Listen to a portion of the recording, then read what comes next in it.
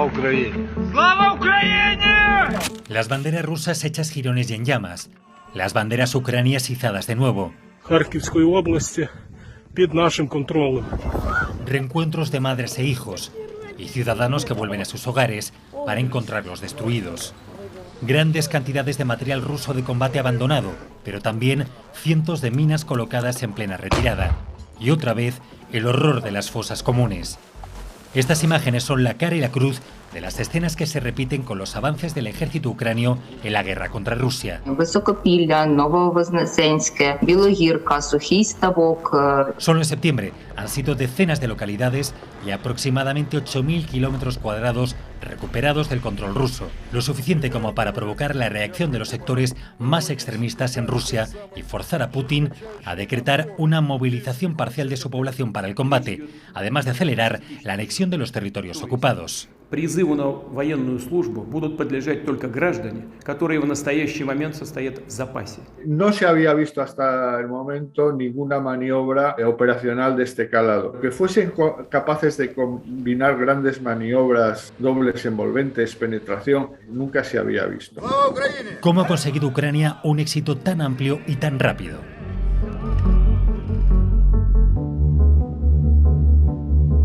Los avances locales no son una novedad en esta guerra, pero sí son distintos el contexto, la estrategia y las armas utilizadas en los últimos combates.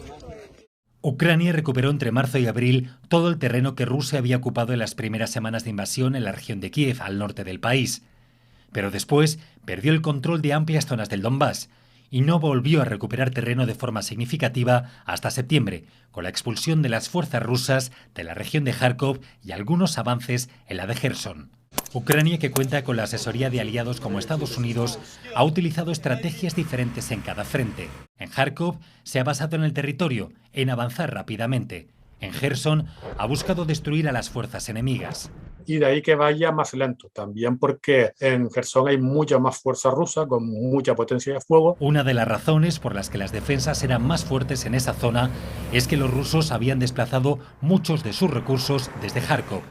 Algunos analistas consideran que lo hizo porque cayó en una trampa orquestada por Ucrania, que desde finales de julio anunció abiertamente que iba a lanzar una gran contraofensiva en Gerson. Respaldó esas afirmaciones pues con un incremento de acciones de fuegos de precisión, con muchos reconocimientos en fuerza a lo largo del río, con acciones de operaciones especiales, de tal forma que el ejército de la Federación Rusa pensó que había que gravitar el esfuerzo porque el esfuerzo principal de la contraofensiva se iba a producir ahí, donde parecía que se estaba produciendo.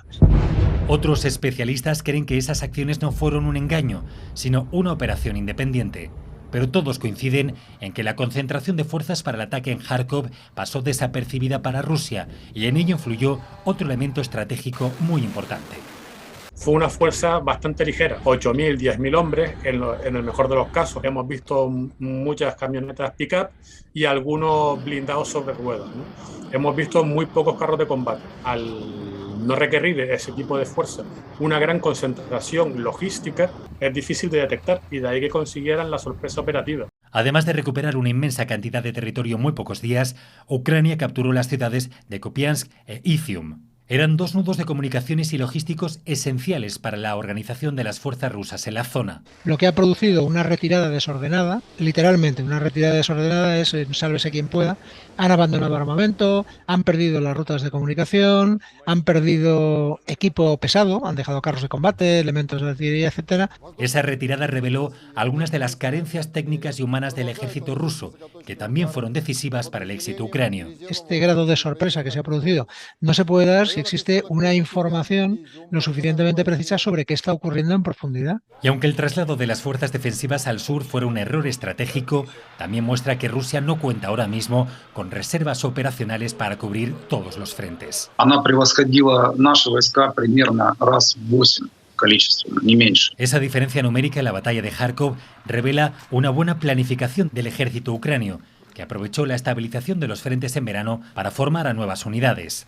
Permite, por un lado, la rotación de soldados que han estado meses en el frente e ir al descanso reentrenarse y dentro de unos meses volver al frente. Los soldados ucranianos, los cuadros de mando, sus estados mayores, están demostrando ser extraordinariamente competentes, empleando con muchísimo ingenio y con mucha decisión los medios que tienen. Esos medios técnicos son la última clave del éxito ucranio. A priori, el ejército local cuenta con muchos menos recursos que el invasor, pero Ucrania tiene a su servicio la inteligencia y las armas de sus aliados occidentales, mucho más modernas que las rusas. Es lo que se llama el poder igualador de la precisión. Para compensar su inferioridad en potencia de fuego, Ucrania tiene muchas menos bocas de fuego, artilleras, eso iguala muchísimo. Las tropas de Zelensky están utilizando obuses de artillería de precisión, como los Excalibur o los Vulcan, pero el punto de inflexión en la guerra fue la llegada de los misiles estadounidenses HIMARS. Desde que junio hasta ahora, pues han batido 400 blancos en la retaguardia rusa. Han hecho mucho daño. Son cohetes extremadamente precisos, guiados por GPS y también por un sistema de guiado inercial muy preciso, que hace que aunque se interfiera el GPS, pierda poca precisión, causando efectos devastadores en la maquinaria de guerra rusa. Los HIMARS son el arma estrella de la contienda, junto a los misiles antitanque portátiles.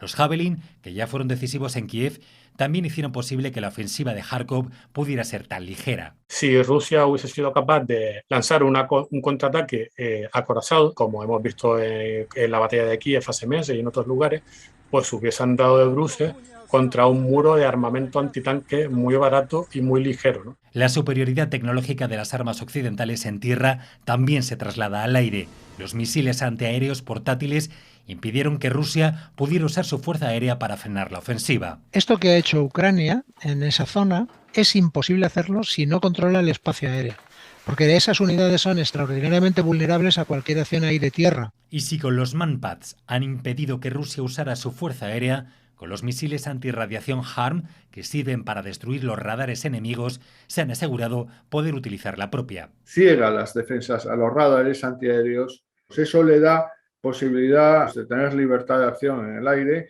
con su aviación y con los drones. Frente a todo ese despliegue tecnológico, Rusia ha demostrado tener un ejército tecnológicamente obsoleto en muchos aspectos. Багато хто з російських солдатів вже усвідомив, що у них немає ніяких шансів в Україні, що вони будуть розбиті. Los avances sobre el terreno explican el optimismo de Zelensky, pero en esta guerra Rusia ha llegado a controlar una quinta parte de Ucrania y pese a los reveses sufridos sigue dominando grandes extensiones del país y continúa disponiendo de importantes recursos humanos y militares que aún no ha empleado. Esta victoria espectacular de los ucranianos no significa que hayan ganado la guerra. Ahora el problema que tienen los ucranianos es que tienen que consolidar lo que han conquistado y mantener la presión sobre los rusos, porque como no mantengan la presión podrían recibir un contraataque porque ellos están ocupando demasiado terreno que antes no controlaban. La defensiva siempre requiere más fuerzas y si las tienes bien, pero si no, claro, estás en un problema, ¿no?